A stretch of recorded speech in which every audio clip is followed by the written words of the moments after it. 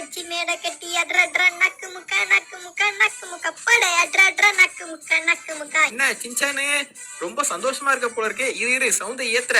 நம்ம பக்கத்து வீட்டுக்கார நம்ம கிட்ட சண்டைக்கு வராம இருக்கு. சரி வேற என்ன ட்ராக்க மாத்தவா? ஏய் பிராங்க்லின், நம்ம வீட்டு மேல போடுறா, ஏதோ திருட்டு பையன் நிக்கிறான். டேய் சின்சானு, அது ஒண்ணு திருட்டு பையன் இல்லடா, நம்ம குருஜிடா. இந்த ஆள் இதுக்கு இப்ப வந்திருக்கான்னு தெரியலையே. என்ன பக்தா, ரொம்ப சந்தோஷமா இருக்க போல இருக்கு. ஆமா, அதை கெடுக்கிறதுக்கு தான் நீங்க வந்துட்டீங்களே. என்ன சொன்ன?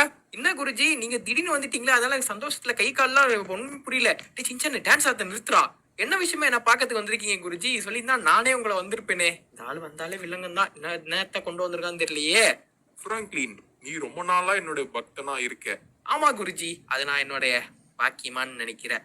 அதனால நான் உனக்கு ஒரு வரம் தரலான்னு முடிவு பண்ணிருக்கேன். என்ன வேணாலும் கேளு பக்தா. என்னது வரமா? அதாவது நான் என்ன கேட்டாலும் தருவீங்களா? கண்டிப்பா கண்டிப்பா.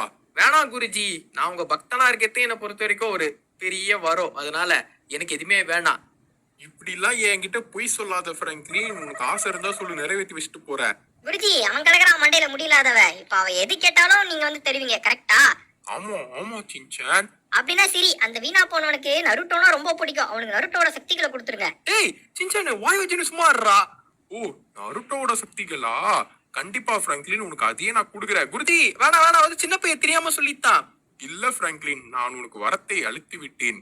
உனக்கு கூடிய விரைவில் நருட்டோட சக்திகள் கிடைத்துவிடும்.